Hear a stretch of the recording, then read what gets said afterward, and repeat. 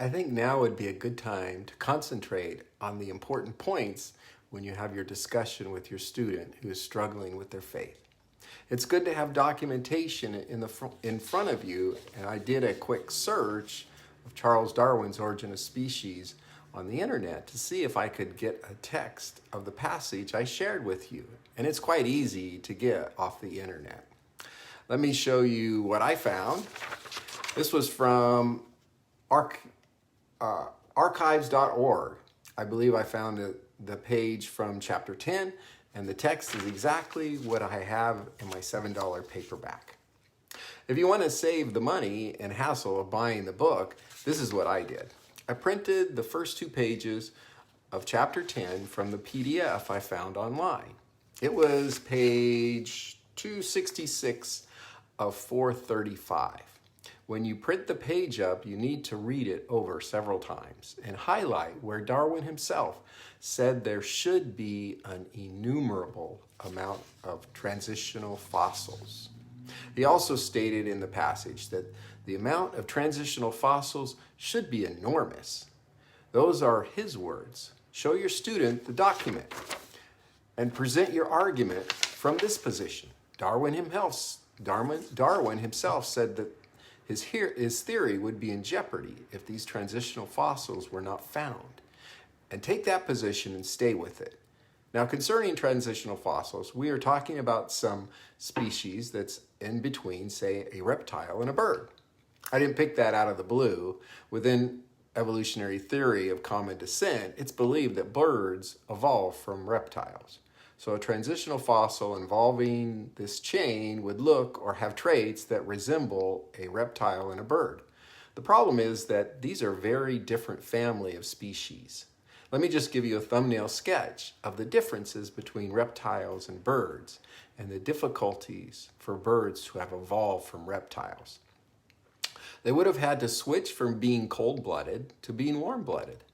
They would have had to develop a 4-chamber heart from a 3-chamber heart. They would have had to grow feathers and bones that were considerably less dense than the average reptile skeletal structure, and obviously scales are nothing like feathers. Evolutionary biologists have been working on these problems because they have decided that through Darwinian processes and the appearance of birds within the fossil record that birds must have come from reptiles. So there must be an evolutionary process to change reptiles into birds. But the time it would take for the extensive mutations to occur is so much greater than what's available. And the divide in terms of the functionality of birds from reptiles is so vast that it would seem impossible for these events to occur. Concerning the differences between birds and reptile hearts, scientists have proposed very little on this subject because it just can't be done through evolutionary processes. You can't evolve a 3-chamber heart into a 4-chamber heart because the heart is not something that can cease to be used. Let me use an analogy most of us could understand. If you repipe your house, you turn the water off. You don't repipe your house with the water pressure on. You turn the water off. You can't do that with a heart. You can't turn the blood off because every organism dies without constant blood flow. You know, humans have done some amazing operations to damaged hearts and circulatory systems to extend the lives of millions of people worldwide. But these procedures and operations were not done by blind and unguided processes. Unlike Darwinian evolution, which claims that every biologic organism that has ever existed was created through blind and unguided processes. By contrast, the advancements in cardiology has taken vast amounts of research, study, and experimentation by humans with minds that have purpose, self-determination, and goals, aka intelligent design. Something to introduce to your wavering student as you begin to examine some very complex topics. Back to the bird heart.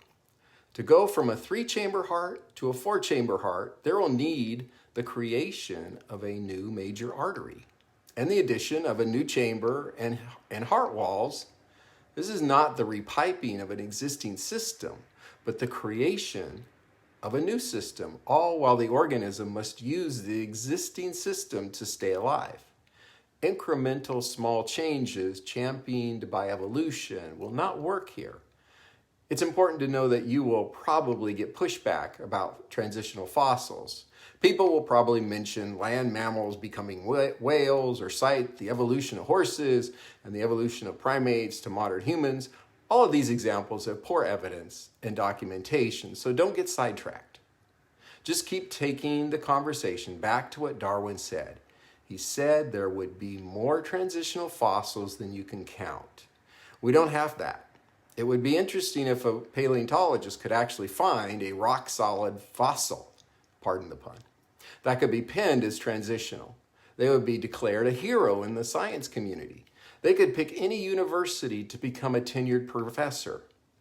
Every graduate student knows this, so every summer they go to sites where fossils are abundant and start digging.